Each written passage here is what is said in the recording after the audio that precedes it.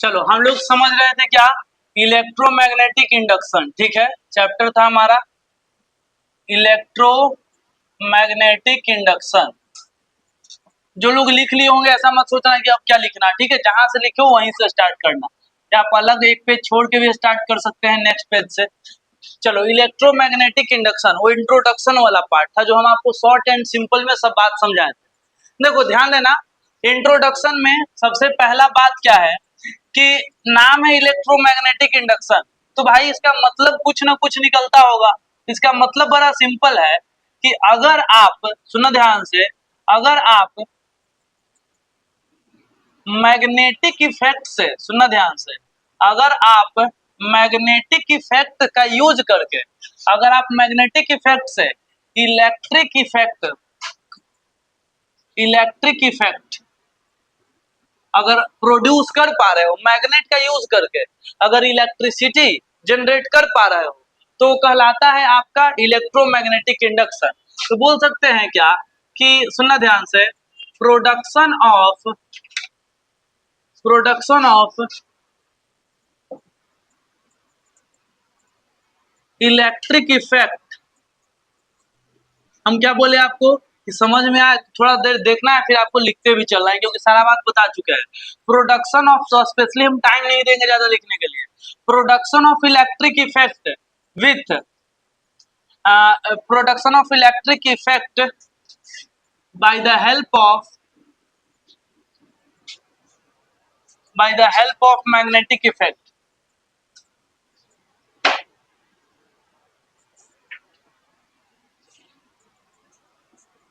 is called EMI। अच्छा, वही एक होता है EMI अलग ना, किस्त वाला EMI होता है। चलो, इज कॉल्ड इलेक्ट्रोमैग्नेटिक इंडक्शन, बहुत बढ़िया। इलेक्ट्रोमैग्नेटिक इंडक्शन का बेसिक सा डेफिनेशन है, आपको समझ में आ रहा है, ठीक है। अब सवाल रहा कि ठीक है सर, इलेक्ट्रोमैग्नेटिक इंडक्शन में बात है, ठीक है, और ये लॉ किसके द्वारा दिया गया था? ये लॉ फैराडे के द्वारा दिया गया था। Law of electromagnetic induction is given by Faraday, ठीक है। Law of EMI is given by Faraday।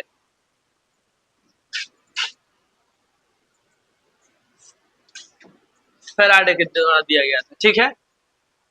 और इनका लॉ को हम लोग डिटेल में पढ़ेंगे बाद में, ठीक है। लेकिन उससे पहले अब हम आते हैं अपने और मेन टॉपिक पे। चलो, यहाँ पे लिखेंगे क्या हम, मैग्नेटिक फ्लक्स, ठीक है। मैग्नेटिक फ्लक्स, क्योंकि आपको हम बेसिक पढ़ाए होंगे तो आपको पता होगा कि फैराडे का लॉ जो है उनमें जो एक्सप्लेनेशन है वो दिया जाता है मैग्नेटिक फ्लक्स से, कि भैया क्वाइल में फ्लक्स चेंज होगा तो ऐसा ऐसा होगा। तो पहले फ्लक्स ही समझ लेते हैं, फ्लक्स क्या होता है। फ्लक्स में हम बताए थे आपको, फ्लक्स क्या होता है, it is the total number of magnetic field line.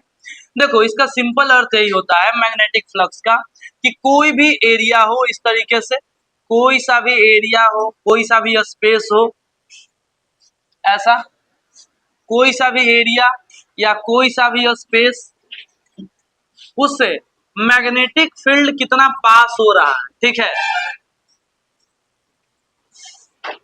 Magnetic field कितना पास हो रहा है वही फ्लक्स होता है।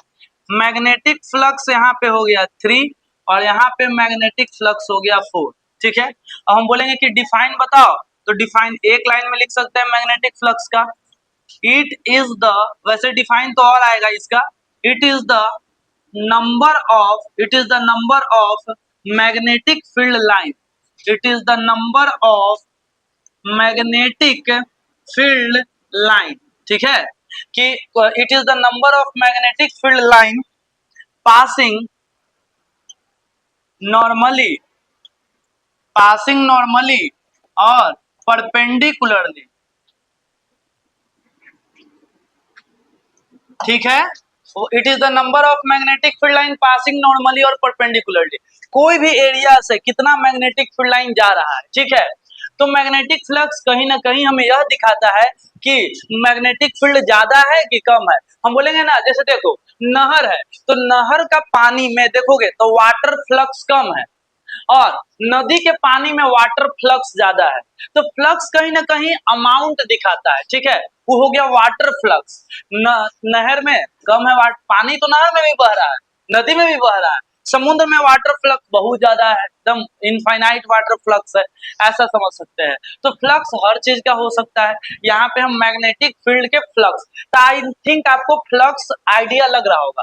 अगर अगर रोड जो है मतलब दम दूर दराज गांव का कोई रोड है तो वहां पे जो गाड़ियां चलती हैं उनका फ्लक्स कम होगा, बहुत कम जो है गाड़ी आपको दिखेगा, ठीक है। और लेकिन ट्रैफिक में गाड़ी का फ्लक्स बहुत ज्यादा हो जाता है। तो फ्लक्स कहीं ना कहीं मतलब क्वांटिटी को रिप्रेजेंट करता है कि ज्यादा है कि कम है, ठीक है, जिस चीज में हम फ्लक्स लगा दो, ठीक है। मैग्नेटिक फ्लक्स, जैसे टेस्ट के दिन स्टूडेंट फ्लक्स कम हो जाता है, ठीक है, वही बात है। आगे बात समझेंगे। अगर बता दो कि कल टेस्ट है तो रात ही से मैसेज आना स्टार्ट हो जाएगा, ठीक है, कल यहाँ जाना है तो वहां जाना है, दिस दैट। इसीलिए अब सोचे कि इतना कष्ट किसी को ना दे, कहियो टेस्ट ले ले, ठीक है, बता के। चलो खैर, ये हो गया हमारा, it is the number of magnetic field line passing normally और परपेंडिकुलरली, ठीक है। देखो आपको ये बता देना, ये थोड़ा विजुअलाइजेशन के लिए, रियलिटी में इसका फॉर्मूला होता है, ठीक है।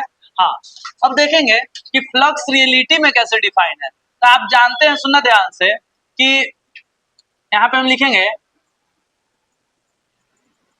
Magnetic flux is defined as, magnetic flux का दूसरा डिफिनेशन कैसे है। देखो अगर हम कोई चीज को बोले ना कि वो वैसे ही डिफाइन किया गया है, तो मतलब एज इट इज वैसे ही डिफाइन किया गया है, जिसको जैसे डिफाइन करना था वो कर दिया। आप उस पर सवाल नहीं उठा सकते ज्यादा कि ऐसा ही क्यों हुआ। जैसे आप ये अगर आप पूछते हैं कि P बराबर mv क्यों होता है, क्योंकि डिफाइन ही है कि momentum is the product of mass into velocity. अब आप ही नहीं बोलेंगे कि मास इनटू एक्सेलरेशन को काहे नहीं मोमेंटम कहें, ठीक है। तो जो चीज जैसे डिफाइंड है उसको आपको एज इट इज वैसे मानना होता है, ठीक है। ये आपको एक बहुत बड़ी बात बता रहे हैं कि दिमाग में ज्यादा आपको फिर डाउट आए नहीं। Magnetic flux is defined as it is the it is the dot product it is the dot product of, क्या हो जाएगा, it is the dot product of phi बराबर बी ए होता है ना, it is the dot product of magnetic field vector and area vector। हाँ मतलब flux को ऐसे डिफाइन है, magnetic flux B vector dot A vector, B vector dot A vector. हम लोग बोलेंगे कि हम लोग इसको ऐसे भी लिख सकते हैं नीचे, B A cos theta, B A cos theta, ऐसे भी लिख सकते हैं। बहुत बढ़िया। अब इसके नीचे हम आपको बोलेंगे कि कब यूज करना है इसको। इसको यूज तब करना है जब मान लो कि कोई ऐसे कोई कॉइल है और उसमें उसका एरिया वेक्टर ऐसे है और उसमें मैग्नेटिक फील्ड लाइन ऐसे जा रहा है, मैग्नेटिक फील्ड लाइन बिल्कुल ऐसे जा रहा है, ऐसे ऐसे मैग्नेटिक फील्ड लाइन कुछ इस तरीके से जा रहा है, ठीक है। दोनों के बीच में कुछ एंगल है,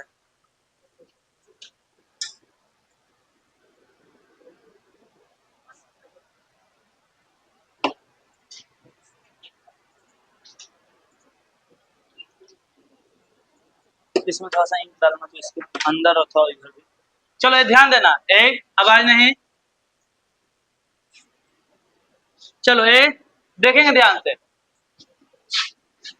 अगर एंगल ऐसे थीटा आपको पता रहेगा तो आप लगा सकते हैं बी ए कॉस थीटा, ठीक है। और आप जानते हैं बी क्या है, ए क्या है, यहाँ पे एक बार लिखना बनता है, वेयर बी ए और थीटा। बी है आपका मैग्नेटिक फील्ड और ए है आपका एरिया और थीटा है, आवाज नहीं please, angle between B and ए।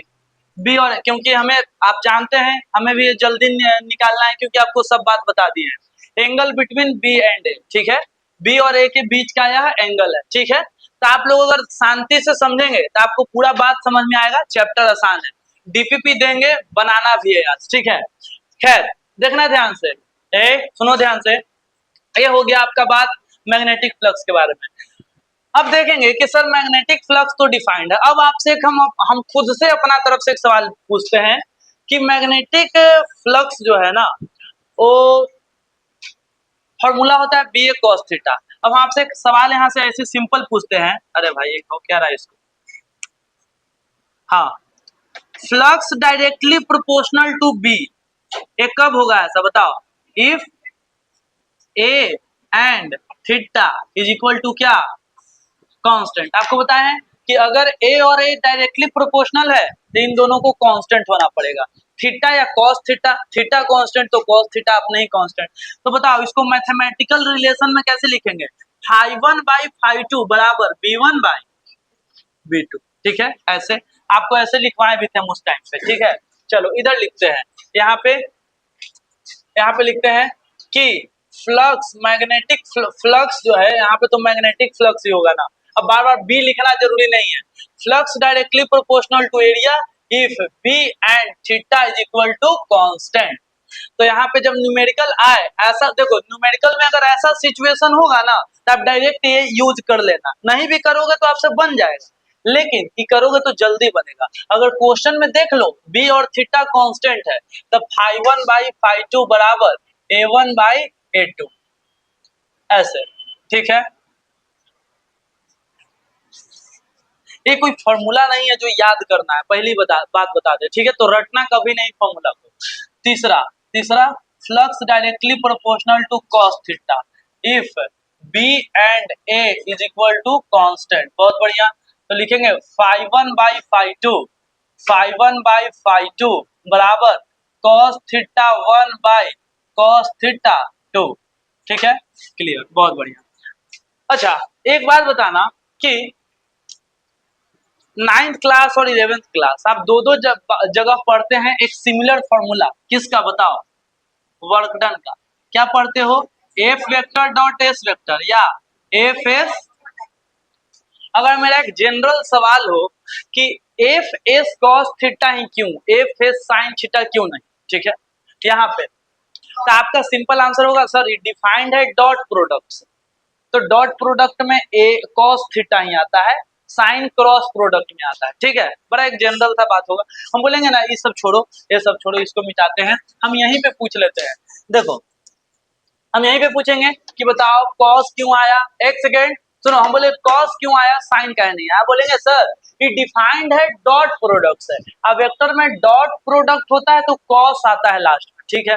लेकिन रियलिटी ये नहीं है, रियलिटी इसको थोड़ा अलग तरीके से हम समझ सकते हैं। देखो अब मेरा एक बात बताने से पहले ये समझ लेना कि फ्लक्स निकालने का एक्चुअल फॉर्मूला क्या है या एक्चुअल तरीका क्या है। तो यहाँ पे हम थोड़ा सा ऐसे लिखते हैं कि एक्चुअल फॉर्मूला ऑफ फ्लक्स।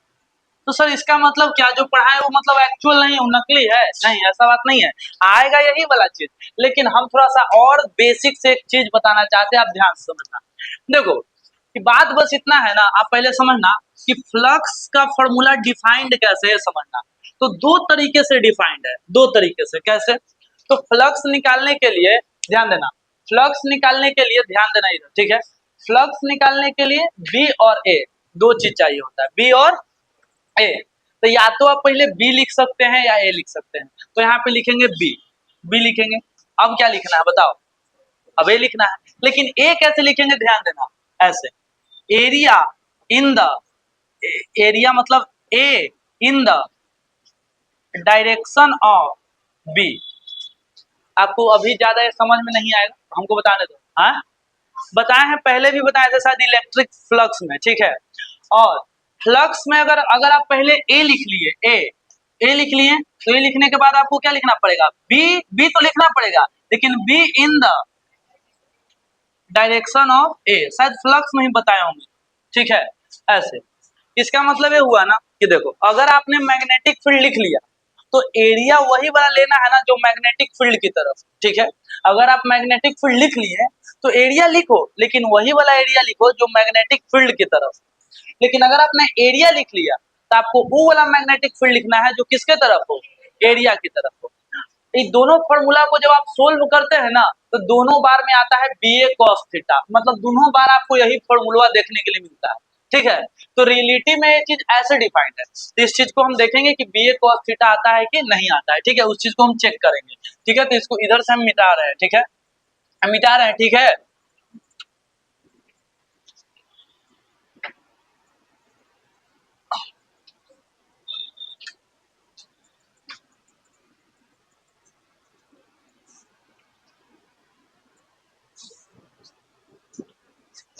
चलो यहाँ पे हम देखते हैं, ठीक है। सबसे पहला केस फर्स्ट देखते हैं। देखो सबसे पहले यहाँ पे हम लिखते हैं ऐसे, केस फर्स्ट एक हम बना लिए ऐसे इस तरीके से, और मेरा मैग्नेटिक फील्ड इधर जा रहा है, मेरा मैग्नेटिक फील्ड इधर जा रहा है, अच्छी बात है, ठीक है। और इसका एरिया वेक्टर इधर है, इसका एरिया वेक्टर इधर है। चलो अब दोनों के बीच का एंगल थीटा है ऐसे। अब हम क्या करेंगे, दोनों में से कोई एक चीज हम लिखना चाहेंगे, ठीक है, कोई। तो सर कौन सा लिखे पहले, दोनों में से कोई से, चलो हम देखेंगे कि दोनों को सोल्व करने पे क्या आता है। तो चलो हम पहला लिखते हैं कि फ्लक्स जो होता है ना सर, फ्लक्स, तो उसमें आप अगर पहले बी लिख दे ना तो एरिया ओ वाला लिखना पड़ता है। तो खैर हम पहले चलते हैं आसान, इन दोनों में आसान ई वाला है, ठीक है, दूसरा। तो पहले दूसरे से चलते हैं, लिखेंगे कि सर एरिया लिख देना, तो उसके बाद लिखना पड़ता है मैग्नेटिक फील्ड, तो लिखना पड़ता है area into magnetic field, magnetic field, magnetic field लिखना पड़ता है, लेकिन इन the direction of, in the direction of area. बहुत बढ़िया, ठीक है। ये डिफाइंड है, ये ऐसे डिफाइंड है कि अगर फ्लक्स में एरिया लिख लिए तो मैग्नेटिक फील्ड वही लिखना होगा जो एरिया के डायरेक्शन में हो। तो ठीक है, एरिया ए है और मैग्नेटिक फील्ड तो ओने है, लेकिन ओने वाला नहीं, पहले इसका आप कंपोनेंट तोड़ो। कंपोनेंट मतलब इसका टुकड़ा बनाओ, टुकड़ा कैसे टुकड़ा बनेगा, तो बी का एक कंपोनेंट इधर बनेगा। अरे भाई ये लिखने के जगह ही रेजर बन गया है, आज सब मार्कर को हटाएंगे चुन चुन के। एक इधर आएगा, इसका नाम क्या होगा बताओ, बी कॉस थीटा, और एक ऊपर जाएगा, इसका नाम होगा क्या बोलो, B sine theta, B cos theta, B sine theta. तो हमने ई वाला मैग्नेटिक फील्ड को दो टुकड़ा में बांट लिया। अब हमको मैग्नेटिक फील्ड वही वाला लिखना है जो एरिया के डायरेक्शन में। तो एरिया के डायरेक्शन, एरिया के डायरेक्शन ही है, और इस डायरेक्शन में क्या है बताओ, बी कॉस थीटा, ठीक है। अब आप समझ पा रहे हैं क्या आया, ए इंटू बी कॉस थीटा, ठीक है। यानी कि लिख सकते हैं क्या बोलो, B A cos theta, B A cos theta, यही तो आया। इसको ऐसे भी बोलते हैं ना, component of magnetic field in direction of area, ठीक है। मतलब अगर किताब स्टैंडर्ड बुक वगैरह में देखोगे तो आपको लिखा हुआ ऐसे मिलेगा, कंपोनेंट, वही हम भी लिख देते हैं, component, component of magnetic field, क्योंकि हमने कंपोनेंट ही तो लिया, ठीक है, कंपोनेंट लिया। चलो तो ये आ गया। मेरा कहने का अर्थ बस इतना था कि हम आपको एक दूसरी तरह से हम डिफाइन को समझा पाए, ठीक है, ये हो गया। चलो केस 1, इसका केस 2 देखेंगे ध्यान से, केस 2, केस 2 ध्यान से देखेंगे जी। केस 2 क्या है, केस 2 में वही वाला बात है, तो इसमें ज्यादा हम टाइम लेंगे नहीं आपका, लेकिन हाँ आपको यहाँ पे समझना होगा। अगर आपका वेक्टर वगैरह थोड़ा सा उतना अच्छा नहीं है तो इसमें थोड़ा सा प्रॉब्लम हो सकता है। खैर इसको हम पहले कॉइल बनाते हैं, होना नहीं चाहिए वैसे, ठीक है। कॉइल बनाते हैं और ए मेरा मैग्नेटिक फील्ड, ए मेरा मैग्नेटिक फील्ड वही ऐसा, ए मेरा मैग्नेटिक फील्ड भाई, बहुत बढ़िया। एरिया वेक्टर फिर से वही वाला इस तरीके से बना लिए। हाँ एंगल, तो एंगल मेरा ए है थीटा। अब सवाल ये रहा कि हम दूसरा फॉर्मूला लिखने वाले हैं, तो पहले ही दूसरा लिख लेते, अभी वाला लिखेंगे, टी वाला लिखेंगे और इससे हम डिफाइन करेंगे। तो लिखते हैं, चलो लिखते हैं, फाई बराबर सर पहले इसमें एरिया लिख लिए थे तो इसमें लिखेंगे मैग्नेटिक फील्ड, मैग्नेटिक फील्ड। तो इसके बाद क्या लिखाएगा? Component, component of area. Area का भैया कंपोनेंट लिखिए, A component of area in direction of magnetic field. मतलब लैंग्वेज में लिख दे रहे हैं magnetic field in direction of magnetic field. ठीक है, अब यहाँ पे अब लिखना है, कैसे लिखाएगा? तो इसके जगह पे तो बी लिखा जाएगा। ठीक है सर। एरिया का कंपोनेंट कैसे तोड़े? एरिया तो इधर है, तो एरिया का कंपोनेंट तोड़ो, यहीं पे वेक्टर थोड़ा सा काम आएगा। ठीक है, चलो बताओ एरिया का कंपोनेंट कैसे टूटेगा, बताओ तुम। ए है इधर, ऐसे होगा। ठीक है, ए है ना, ए cos थीटा इधर जाएगा। बहुत बढ़िया, एक सेकेंड।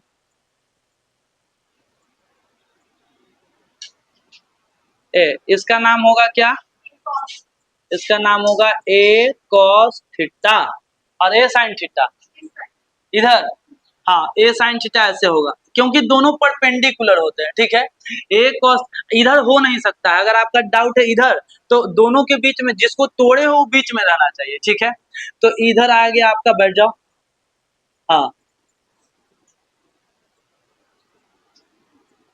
ए sin थीटा, ए cos थीटा और ए sin थीटा। बहुत बढ़िया। अब सवाल यही है कि कौन सा लिखाएगा? तो कंपोनेंट ऑफ एरिया, एरिया का वही वाला कंपोनेंट लिखना है जो मैग्नेटिक फील्ड की तरफ हो।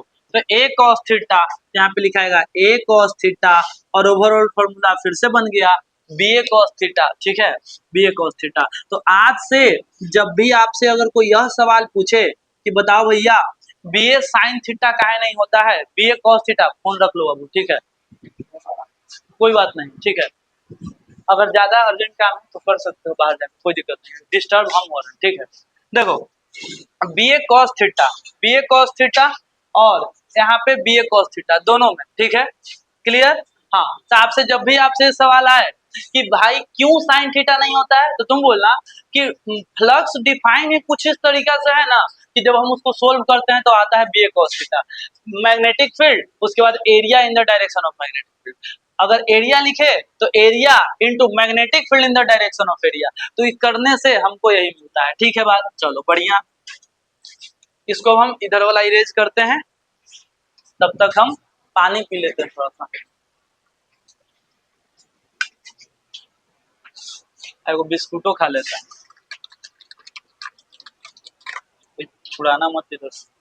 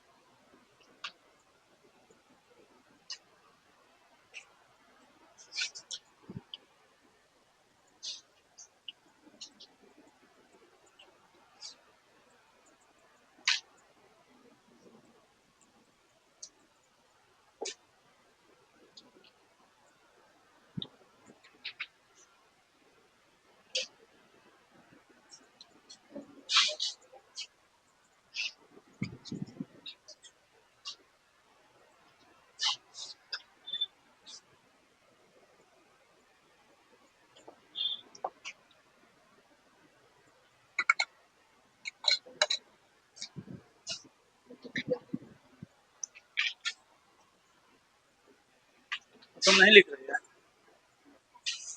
तो कैसे लिखोगे? हाँ, लिखोगी क्या? अच्छा, मिटा रहे उधर।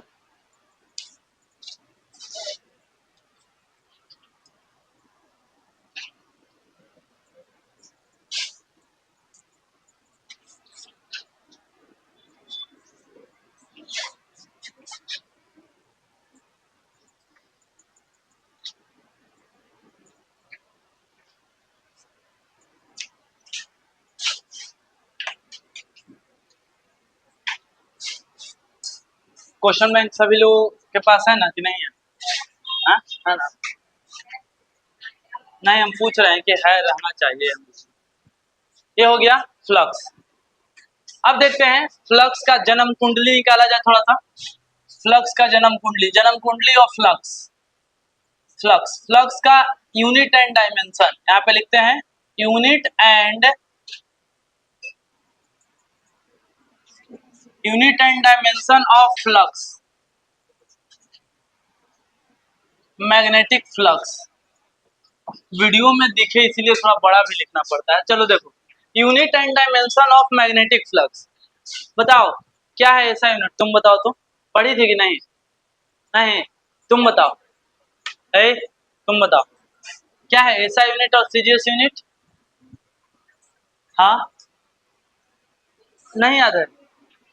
वेबर, बैठो, इधर उधर से सुन के बोलती है। हाँ, वो मैग्नेटिक फील्ड का होता है, टेस्ला और गॉस। बैठ जाओ, देखो आराम से हम लोग देखते हैं। सबसे पहले हम लोग यूनिट की बात करते हैं, ठीक है, ध्यान देना। यूनिट की बात करेंगे तो फ्लक्स का ऐसा यूनिट, ऐसा यूनिट, तो फ्लक्स का formula B A cos theta, B का होता है टेस्ला, टेस्ला, एरिया का होता है मीटर स्क्वायर, बहुत लोग टेस्ला मीटर स्क्वायर, हाँ, इसी को बोलते हैं weber, weber, tesla into metre square.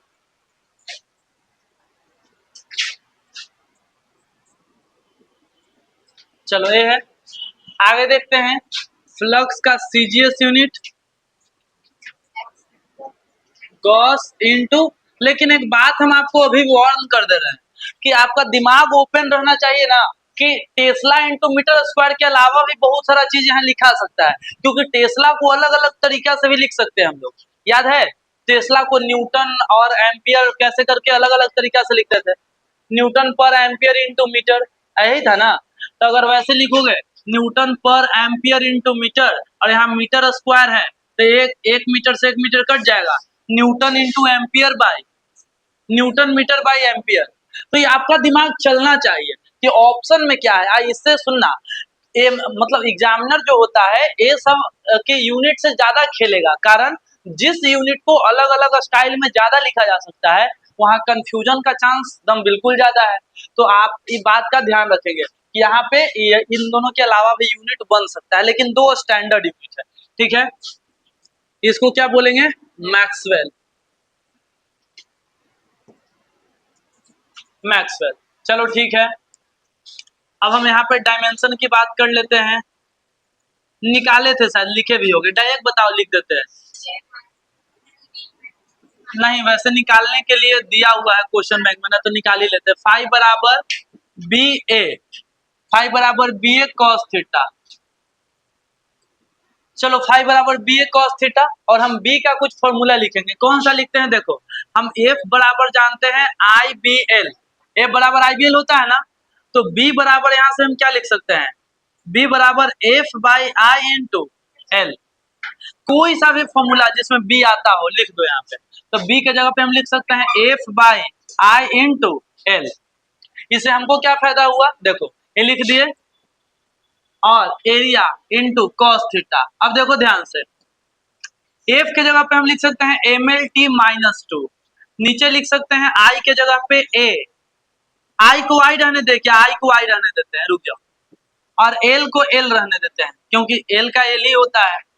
Area का होता है एल स्क्वायर, और कॉस थीटा का कोई डायमेंशन होता नहीं है, तो ओवरऑल हो गया एम एल से L cancel, M L square T minus two I inverse.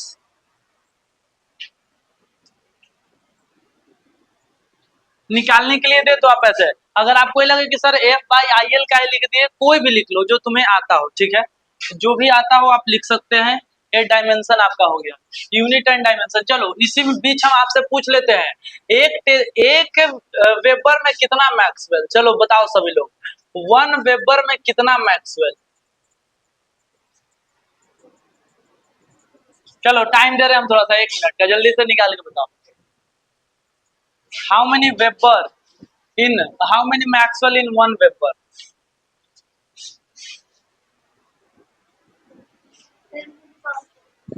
नहीं, 10 टू द पावर नहीं, देखते हैं, रुक जाओ।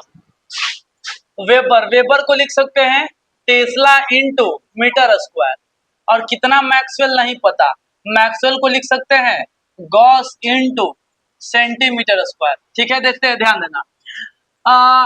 टेस्ला है ना, एक टेस्ला में कितना गॉस होता है? चलो एक सेकेंड, और हम मतलब इसको और जीरो लेवल से कर देते हैं सोल्व, और डायरेक्ट हम मान लो किसी को नहीं पता कि एक टेस्ला में कितना गॉस, तो फिर वो कैसे बनाएगा? तो आप इसको एक स्टेप और छोटा करो। कैसे? तो अभी अभी लिखे थे फॉर्मूला, बी को लिख सकते हैं एफ बाई आई एल, तो यूनिट भी हो सकता है न्यूटन पर एम्पियर इंटू मीटर। टेस्ला को लिख सकते हैं, बताओ, वन को वन रहने दो, ठीक है, और टेस्ला को बोल सकते हैं न्यूटन पर एम्पियर इंटू मीटर। अरे कोई दिक्कत है? न्यूटन पर एम्पियर इंटू मीटर, तो इससे दोनों तरफ रुक जाओ, टेस्ला और गॉस, टेस्ला और गॉस में फिर ये आ जाएगा दोनों तरफ, डायरेक्ट लिखते हैं ना, कितना गॉस, डायरेक्ट छोड़ो, ज्यादा लंबा चला जाएगा। एक टेस्ला में कितना गॉस? नहीं नहीं, प्लस में होगा ना, एक टेस्ला में बहुत सारा गॉस होगा। अरे गॉस छोटा यूनिट है ना, जैसे कि 1 किलोमीटर में कितना मीटर? 1000 मीटर, है कि नहीं? तो एक टेस्ला, टेस्ला बड़ा यूनिट है, गॉस छोटा यूनिट है, तो एक टेस्ला में कितना हो जाएगा? और लिखवाए थे फैक्टर -4, हाँ, तो 4 हो जाएगा यहाँ पे, 10⁴ गॉस।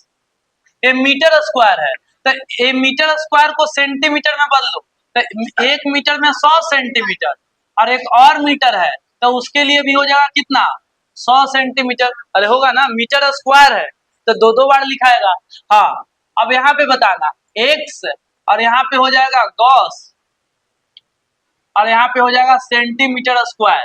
तो गॉस से गॉस कैंसिल, सेंटीमीटर सेंटीमीटर, तो सेंटीमीटर स्क्वायर कैंसिल, तो एक्स का वैल्यू आ गया 10 के पावर 4, 10 के पावर 2 और 10 के पावर 2, तो एक्स का वैल्यू आ गया 10 के पावर 8, 10 के पावर 8।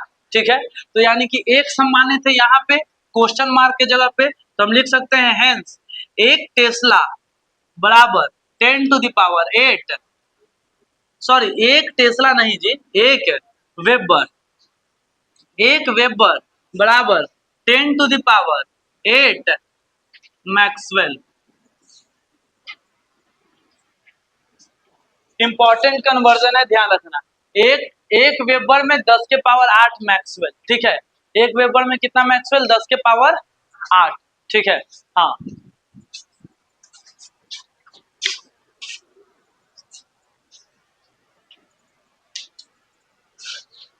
इधर वाला मिटा रहे हैं।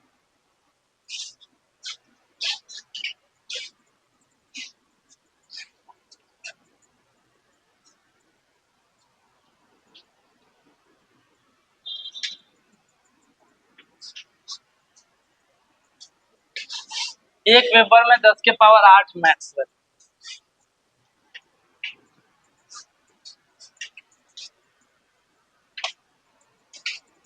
बहुत बढ़िया, यूनिट में लिख लिए, डायमेंशन में लिख लिए। हाँ,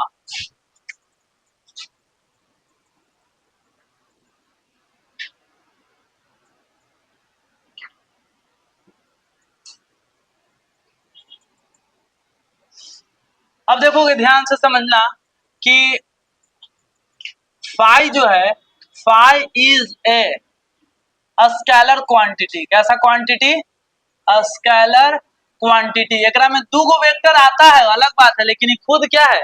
स्केलर, लेकिन इसमें कोई डायरेक्शन नहीं होगा, ठीक है, यानी कि फ्लक्स एक स्केलर क्वांटिटी है। अच्छा, तो flux is an scalar quantity. अच्छा, स्केलर क्वांटिटी होने से क्या हुआ भाई? वो सब छोड़ो, फ्लक्स तो एक स्केलर क्वांटिटी है, और हम क्या लिखेंगे यहाँ पे, नोट करके हम लिखवा रहे हैं आपको कि फ्लक्स एक स्केलर क्वांटिटी है। फ्लक्स कैन बी, फ्लक्स जो हो सकता है ना भाई, पॉजिटिव भी हो सकता है, निगेटिव भी हो सकता है, और क्या हो सकता है? जीरो हो सकता है, और हो सकता है जीरो।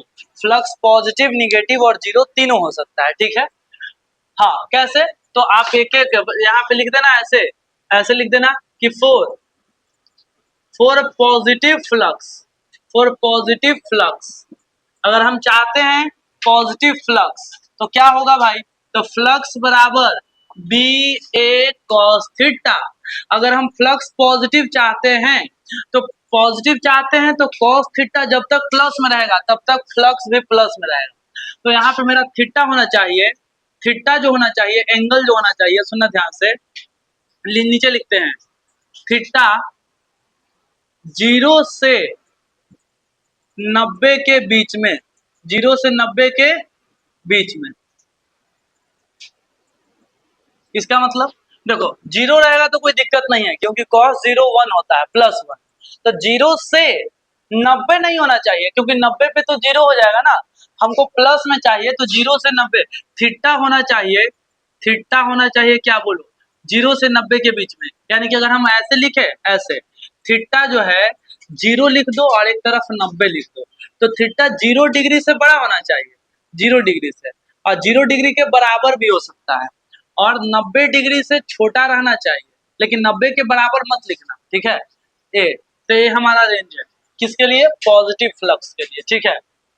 आप एक कंडीशन ध्यान में रखेंगे पॉजिटिव फ्लक्स के लिए, नीचे लिखेंगे for negative flux, for negative. देखो जब स्लो पढ़ाना था हम इंट्रोडक्शन में बहुत धीमा पढ़ाए थे, लेकिन जहाँ जरूरत है वहां पे आपको थोड़ा मैनेज करना होगा, समझना होगा जल्दी जल्दी।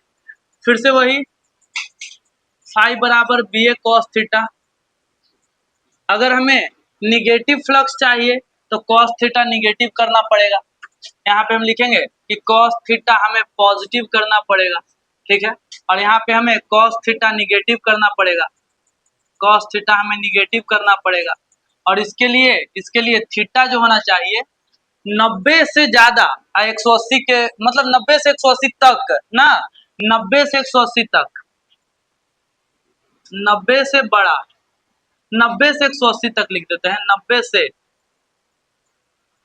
180 तक। ये मतलब यहाँ से क्लियर नहीं होगा, 90 से 180 तक आपको खुद दिमाग लगाना होगा कि 90 तो हो नहीं सकता है, 90 पे 0 होता है, तो 90 से ऐसे अर्थ तो यही बन रहा है कि 90 से, वैसे 90 के बाद ऐसे पूरा लंबा चौड़ा लिखा जाएगा। लिमिट में, रेंज में नीचे लिख देते हैं हम, थीटा लिखो और एक तरफ 90 और एक तरफ 180, तो 90 से बड़ा होना चाहिए और 180 से छोटा और बराबर में भी चलेगा, ठीक है, यानी कि एक्यूट एंगल। यहाँ पे कौन सा एंगल चलेगा जी बताओ, ये 90 से छोटा कौन एंगल, एक्यूट, यहाँ तो एक्यूट एंगल, एक्यूट एंगल,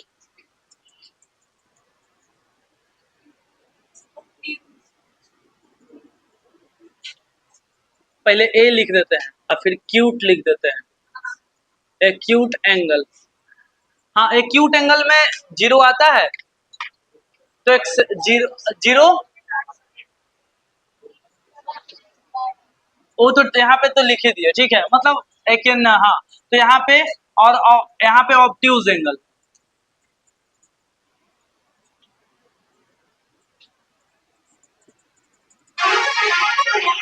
नब्बे से बड़ा 180 तक ना, ये हो गया ऑब्ट्यूज एंगल, ये रेंज लिख लिए।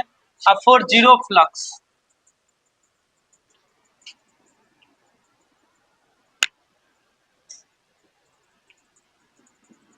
फॉर जीरो फ्लक्स, ठीक है,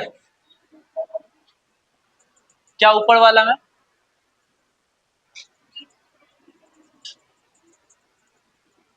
0 से 90 के बीच में, सही तो है, मतलब एंगल जो होना चाहिए ना 0 और 90 के बीच में, 0 से बड़ा या 0 के बराबर और 90 से छोटा, हाँ, for zero flux, zero flux के लिए cos थीटा बराबर 0 होना चाहिए। भैया cos थीटा 0 कब होगा, तो एक ही जब थीटा 0 कि 90 हो, ठीक है। यहाँ पे क्या लिखेंगे, वही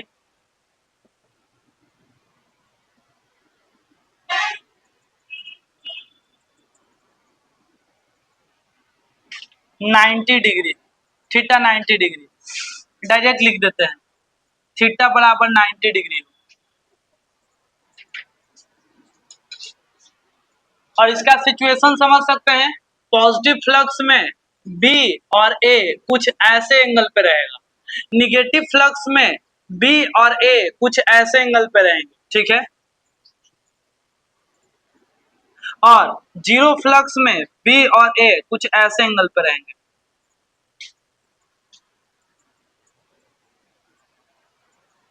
नाइन्टी डिग्री ए है।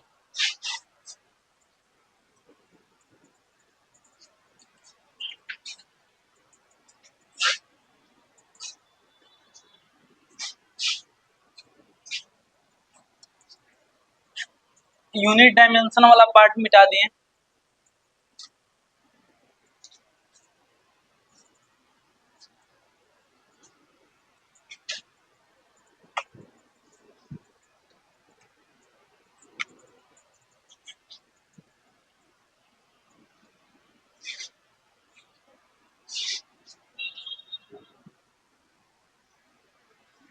चलो बताओ मैक्सिमम फ्लक्स का क्या कंडीशन है?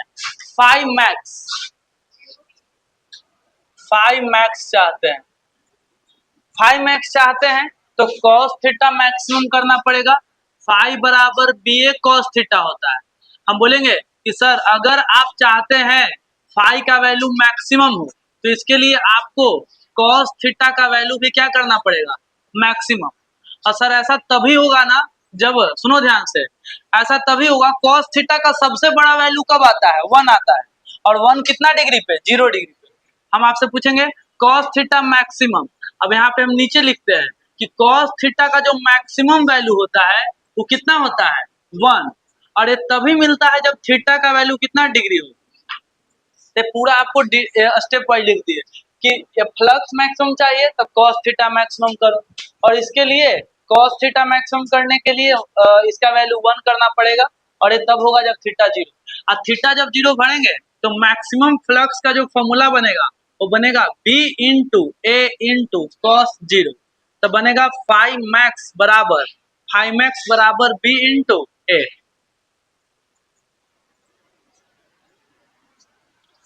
फाइव एक्स का वैल्यू बी इंटू है। और ये कुछ इस तरीके से दिखेगा कि एरिया आपका कुछ ऐसा है, एरिया वेक्टर का डायरेक्शन और मैग्नेटिक फील्ड का डायरेक्शन दोनों एक तरफ है, ऐसा सिचुएशन। तो ऐसे सिचुएशन में थीटा जीरो मानते हैं, पैरेलल लाइन। तो ये आपका हो गया मैक्सिमम फ्लक्स। यहाँ पे लिखेंगे मिनिमम फ्लक्स। मिनिमम फ्लक्स, कम से कम flux, five minimum, minimum flux.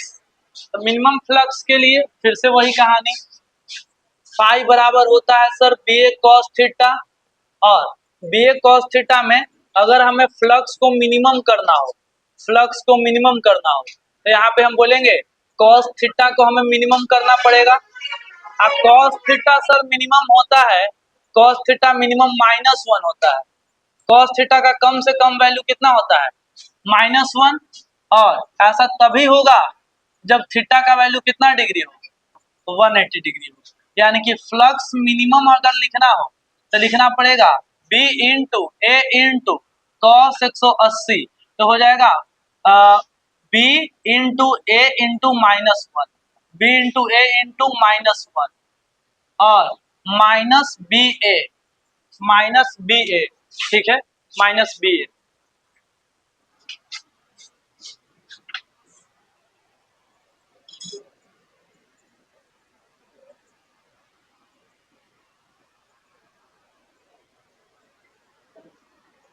और ऐसा तब होगा जब मैग्नेटिक फील्ड और एरिया वेक्टर अलग अलग डायरेक्शन में हो, ऐसे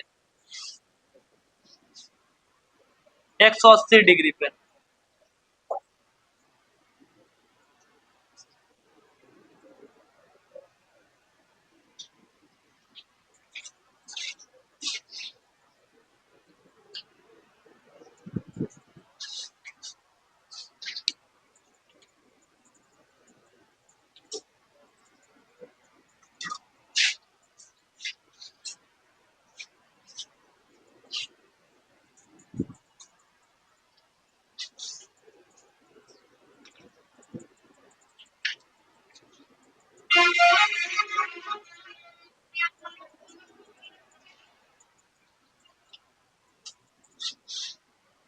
देखो क्वेश्चन बनाने में एक वो, ये ध्यान देना इधर, ओए बैठो। सही से देखो, क्लास में नहीं ध्यान दोगे ना तो पहला बात यही है कि क्या ही एक्सपेक्ट करो फिर। 1-1.5 घंटा की क्लास में अगर नींद आने लगे, क्या ही किया जा सकता है।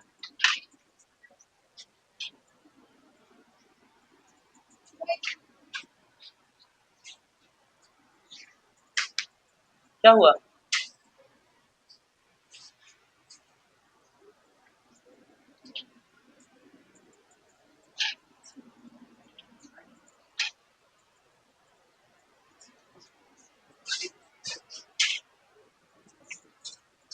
चलो क्वेश्चन एक दो बना के दिखाओ जल्दी से। क्वेश्चन पहला पहला क्वेश्चन ये है, सुनना ध्यान से।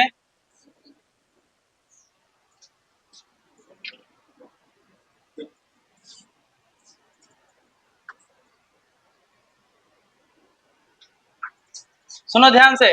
एक एक स्क्वायर है और इसके अंदर से बहुत सारे मैग्नेटिक फील्ड जा रहे हैं, ठीक है।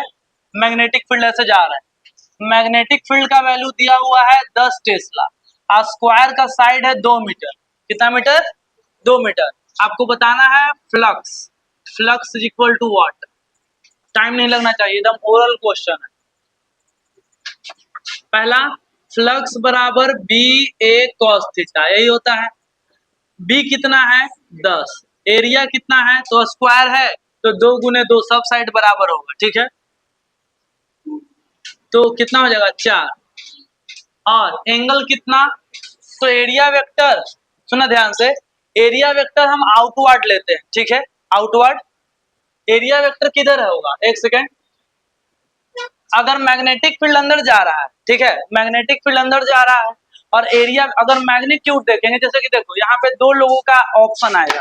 एक लोग बोलेंगे कि सर एरिया वेक्टर बाहर ले सकते हैं, एक बोलेगा एरिया वेक्टर अंदर ले सकते हैं। तो जो अंदर लेंगे उनका एंगल 0 डिग्री आएगा, जो बाहर लेंगे उनका एंगल 180 डिग्री आएगा। तो हम बस अगर फ्लक्स का मैग्नीट्यूड पूछे, सुना ध्यान से, तो फ्लक्स का मैग्नीट्यूड पूछेंगे तो आप ये बताओ यहाँ पे क्या लिखोगे? 180 लिखो चाहे 0 लिखो, दोनों में तो आंसर कितना आएगा? 40 आएगा। एक में 40, एक में -40। हाँ, तो यहाँ पे हम लिखेंगे कितना, ये बताओ। आउटवर्ड नॉर्मल ले ले तो यहाँ पे अगर सुनो, एरिया जनरली लिया जाता है आउटवर्ड नॉर्मल, यानी कि परपेंडिकुलर लो एरिया वेक्टर, और हम लोग जनरली आउटवर्ड डायरेक्शन में लेते हैं। किधर लेते हैं? आउटवर्ड डायरेक्शन में। तो चलो आउटवर्ड, सीधा बैठो। आउटवर्ड डायरेक्शन में लेंगे बाहर, नींद आने लगता है तुरंत भर में। तब क्या रहा है? क्या?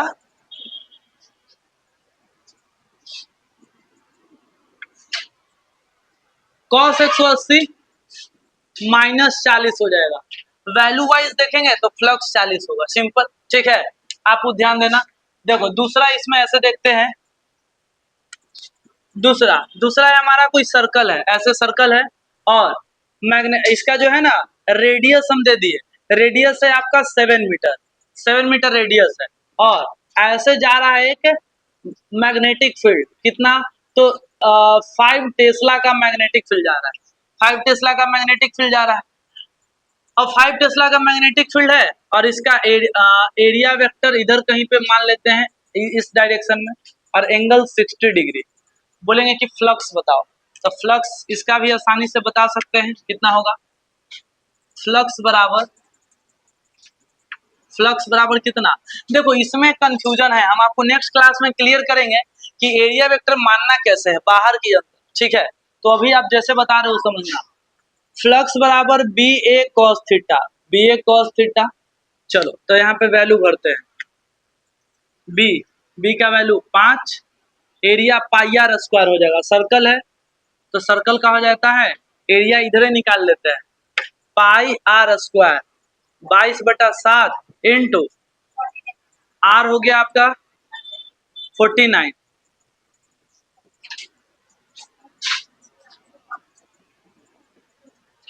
cos 60 कितना आएगा? इधर गुना करो,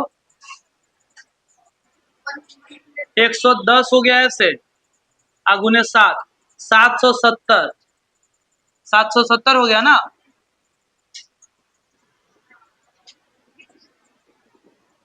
तो कितना हो जाएगा?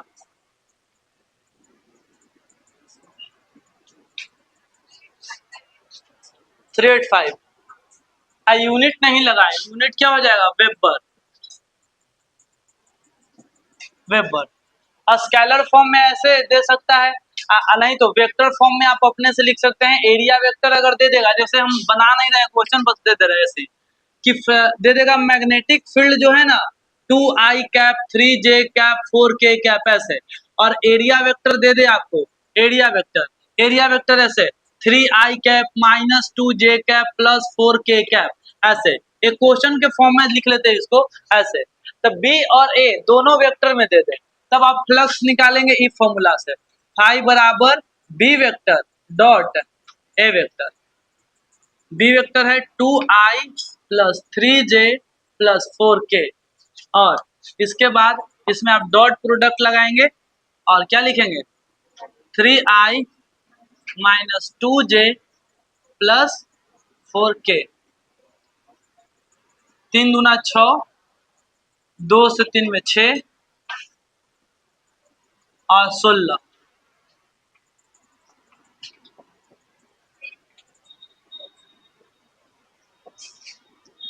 16 वेबर का। समझ में आया बात?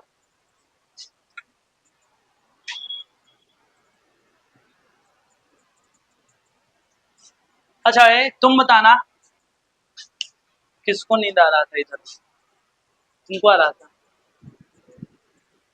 अच्छा सुनो, हमें पूछ रहा है ना, सिंपल सा एक बात बताना, इसमें हम ज्यादा कुछ नहीं बता रहे। नेक्स्ट क्लास में फैराडे लॉ स्टार्ट करेंगे, ठीक है? आपका ऑलमोस्ट एक कंप्लीट हो गया। अरे क्वेश्चन वो मिटा दिए, रुक जाओ। कितना था? 3i minus 2j plus 4k। आप क्वेश्चन बनाना, कोशिश करना ज्यादा से ज्यादा क्वेश्चन बनाए। चलो ध्यान देंगे। ए, 1 मिनट बस यहाँ बोर्ड पे ध्यान देना है। हम बोलेंगे फ्लक्स का जो फॉर्मूला है बी ए कॉस थीटा, ये कब लगाना है बताओ? ये कब लगाना है? आप थोड़ा सा दिमाग लगाओ, ये फॉर्मूला आप यूज कब कर पाएंगे? जब आपको प्रॉपर एरिया पता हो। ध्यान देना, एरिया पता हो और कोई मैग्नेटिक फील्ड हम पता हो, ठीक है? तो ये आप तभी लगा पाएंगे फॉर्मूला जब मैग्नेटिक फील्ड गिवन हो, यूनिफॉर्म मैग्नेटिक फील्ड हो। कैसा मैग्नेटिक फील्ड? जैसे कि हम दे दिए थे ना, देखो मैग्नेटिक फील्ड 10 टेस्ला है, चाहे जितना भी है, देखो यहाँ 5 टेस्ला है, मतलब हम दे दिए कि इसके अगल बगल हर जगह मैग्नेटिक फील्ड 5 टेस्ला है। तो ये फॉर्मूला तभी वैलिड है फॉर कौन सा फील्ड बताओ? For uniform, for uniform magnetic field, for uniform magnetic field. ये फॉर्मूला यूनिफॉर्म मैग्नेटिक फील्ड के लिए वैलिड है। लेकिन या ये वाला बोल दो या B vector dot A vector बोल दो, दोनों यूनिफॉर्म। हाँ, लेकिन अगर हम बोले कि अगर यूनिफॉर्म ना रहे फील्ड तब कौन सा लगाएंगे? तो integration of B vector dot D A vector A लगाना है, या इसी को लिख सकते हैं integration of B B D A, B D A क्या? cos theta. ये दोनों फॉर्मूला कब लगाना है बताओ जी? ये दोनों फॉर्मूला कब लगाना है बताओ जल्दी से? कैसे फील्ड के लिए? फॉर नॉन यूनिफॉर्म, अगर फील्ड यूनिफॉर्म ना रहे, for non uniform magnetic field. Class start होने से पहले आपको ऐसा लग रहा होगा कि अरे तो सब पढ़ ही लिए थे पहले क्लास में, लेकिन आपको अंतर पता चला होगा कि एक वैसे पढ़ने में और एक डिटेल से पढ़ने में क्या अंतर होता है, ठीक है? तो इसे तो आपको भी एक झूठा लगेगा कि हाँ सब तो आ ही गया, ठीक है? लेकिन नहीं, हाँ फ्लक्स में इतना ही है, इससे ज्यादा कुछ नहीं है। आपको ये सबसे सारे सवाल है जो भी है डीपीपी एकदम बनाना ही बनाना है, स्ट्रिक्टली बनाना है, ताकि लेवल कैसा भी हो, इजी हो टफ हो, आपसे बने, ठीक है? क्वेश्चन बने, न्यूमेरिकल प्रैक्टिस करना है। दो जगह से आप क्वेश्चन बना सकते हैं मेरे हिसाब से। एक तो आप क्वेश्चन बना सकते हैं एनसीईआरटी फिंगर टिप वाला बुक से, ठीक है? अगर वो है तो, नहीं है तो वो भी भेज देंगे। उसमें क्वेश्चन टॉपिक वाइज से है, फ्लक्स का होगा तो खाली फ्लक्स का ही होगा न्यूमेरिकल, और उसमें मॉडरेट क्वेश्चन रहता है, हल्का टफ ज्यादा नहीं रहता है। नहीं तो डीपीपी में टफ भी मिलेगा, ठीक है? जैसा देखना हम दोनों भेज देंगे, ठीक है? जिसको जो से बनाना हो। पॉइंट बस इतना है कि 5-10 न्यूमेरिकल बनाना है इस टॉपिक से रिलेटेड, ठीक है? कि आपको आइडिया हो जाए कैसा कैसा सवाल रहता है। अच्छा देखो, टर्न अगर एक टर्न रहेगा तब बी ए कॉस थीटा, अगर टर्न बहुत सारा है, 3 टर्न है, तो 3 टर्न, एक टर्न प्रोड्यूस करता है बी ए कॉस थीटा, अगर 2 टर्न रहेगा तो 2 से गुना करना पड़ेगा। बात में आया? हाँ, तो उसको यहाँ पे हम लिखे नहीं है, लेकिन यहाँ पे लास्ट में लिख दो यहाँ पे, ठीक है, कि फॉर एन टर्न क्वाइल, अगर क्वाइल एन टर्न का हो तो फाई बराबर हो जाएगा आपका एन, एन मतलब capital N B A cos theta.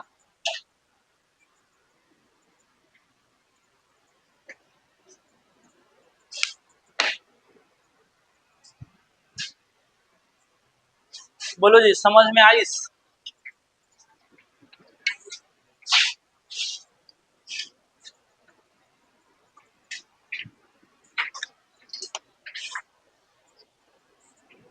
और वाला कॉपी क्या हुआ, यहाँ वाला जो ऑब्जेक्टिव वाला कॉपी था,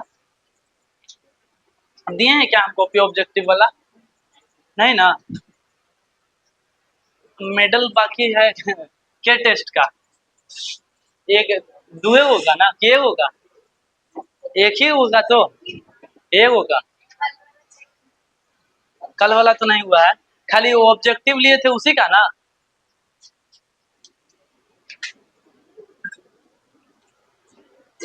क्या क्या चीज वाला? ऑब्जेक्टिव वाला तो बचा हुआ नहीं ना है? नहीं बचा हुआ है, चलो तो नहीं बचा हुआ है तब क्या है, मिल गया ना जिसका मेडल, किधर? हाँ, तो मेडल मिल गया है कि नहीं? अरे मिला है कि नहीं हम ये पूछ रहे हैं, नहीं मिला है? कॉपी तो मिलवाए थे लास्ट में। अच्छा, हाँ, ऑब्जेक्टिव वाला का नहीं मिला। कॉपी ऑब्जेक्टिव तो कॉपी चेक हो गया था, क्लास क्लास में मिलवाए थे ना? अच्छा,